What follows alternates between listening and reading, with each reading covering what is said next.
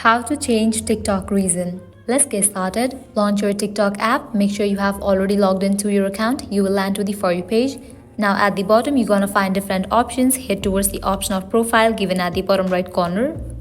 After you land to your profile page, at the top right, you will find 3 horizontal lines. Tap on it. Go to the option settings and privacy. Over here, you're going to find different sections. Scroll down. Under content and display, you can find the option of content preferences. Open this option. Now go to the option refresh your For You feed. Want a fresh start? Tap on continue. Tap on refresh. Now here you can give any of the reason and then tap on submit. After you do that, head back. Come to the settings and privacy page and head towards the option of language.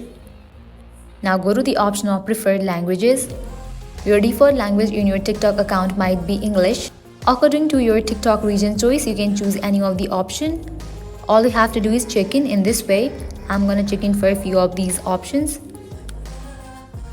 Once you do that, TikTok algorithm will understand that you want TikTok from different regions, and with that you will be good to go. Now you can tap on the option of done. Now in your TikTok For You page, you're gonna find TikTok from different regions.